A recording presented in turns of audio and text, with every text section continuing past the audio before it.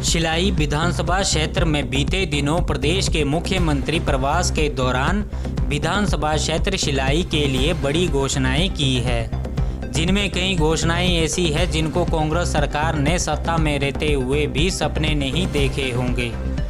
शिलाई विधानसभा क्षेत्र का दूसरा केंद्र बिंदु कोपोटा में एसडीएम कार्यालय खोलना क्षेत्र वासियों के लिए ऐसी सौगात है जो क्षेत्र के लोगों को जहां आर्थिक बोझ से बचाएगी, तो वहीं कार्यालय से संबंधित सभी कार्य घर द्वार पूर्ण हो जाएंगे। लोगों को कार्यालय से संबंधित कार्यों को पूरा करने के लिए पांवटा साहिब या शिलाई नहीं जाना होगा। प्रदेश खाद्य आपूर्ति निगम उपाध्यक्ष व शिलाई विधानसभा क्षेत्र के पूर्व विधायक बलदेव तोमर भले ही विधानसभा चुनाव हार गए हो, लेकिन क्षेत्र के सार्वजनिक कार्यों को सरकार के समक्ष रखने से कभी नहीं चुके हैं। बलदेव तोमर द्वेष की भावना न रखते हुए उस क्षेत्र के लिए विकास में मील का पत्थर साबित हुए हैं, जिस क्षेत्र से उनको हराने के लिए 3000 से अधिक वोटों की लीड विपक्ष को दी गई थी। यदि राजनीतिक दृष्टि से देखा जाए तो विपक्ष में बैठे हर्षवर्धन चौहान लगभग 5 बार क्षेत्र से चुनकर विधानसभा भेजे गए हैं और बलदेव तोमर मात्र 1 बार विधानसभा पहुंचे हैं। बावजूद इसके विकासात्मक दृष्टि से कांग्रेस के हर्षवर्धन चौहान बीजेपी के बलदेव तोमर से कहीं पीछे नजर आते हैं। जहां हार जीत के आंकड़े में भारी फर्क नजर आता है, वही क्षेत्र का विकास करवाने में हर्षवर्धन चौहान बलदेव तोमर से पिछड़े हैं। हर्षवर्धन चौहान ने क्षेत्रवाद का नारा लगवाकर जहां अपने लिए वोट बटोरे थे, उसी क्षेत्र को बलदेव तोमर ने बड़ी सौगातें दी है।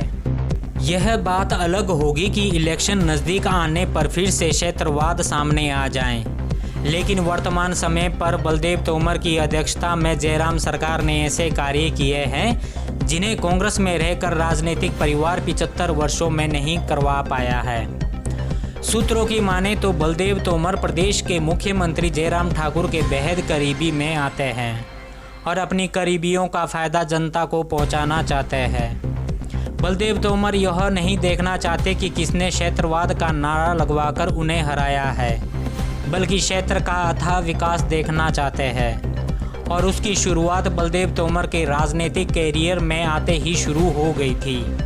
आगामी विधानसभा चुनाव में अभी साल भर का समय बाकी है, इसलिए कयास लगाए जा रहे हैं कि प्रदेश सरकार क्षेत्र में अभी और बड़ी घोषणाएं करने वाली है। उनमें कई ऐसी घोषणाएं होगी जो क्षेत्र को सिरमौर का शिखर बनाने वाली है। और इसमें बताया गया कि एक सब डिवीजन बेस्ड डिवीजन के अंतर्गत हमको कपोटा में और जो है इलेक्ट्रिसिटी बोर्ड का खोलना होगा, तो कपोटा में एक सब डिवीजन के साथ में खोलेंगे। एक तो कहा गया कि डीएसपी का ऑफिस शिलाई और दूसरा कहा गया है पुलिस थाना कपोटा।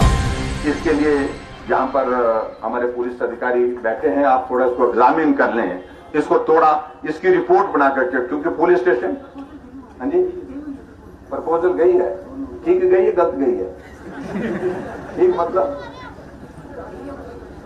एरिया बहुत बड़ा है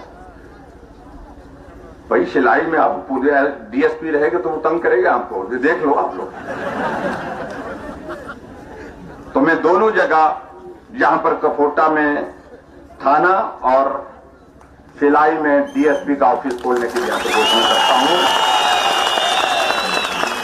फिर आपको आपकी अगर कहीं पिटाई होगी तो हमारे पास मत आना भाई। जी मुरट नहीं।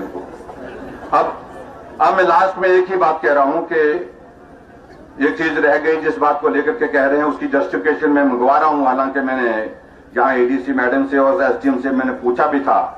कपोटा में जो हमारी पूरी जो तहसील है ये, तो यहाँ पर एक बात जो लास्ट में कही गई है कि भाई कपोटा में यहाँ पर एसडीएम का ऑफिस होना चाहिए। मुझे मालूम नहीं जस्टिफिकेशन के हिसाब से तो कम पड़ रहा है, लेकिन अब बात ये है कि हाँ जी, लेकिन उसके बावजूद भी हमने सोचा है कि अब क्यों रखना है इस मामले को, अभी कपोटा में एसडीएम का ऑफिस भी खोल देंगे। यही मैं आपके बीच में कहना चाहता हूँ। और आगे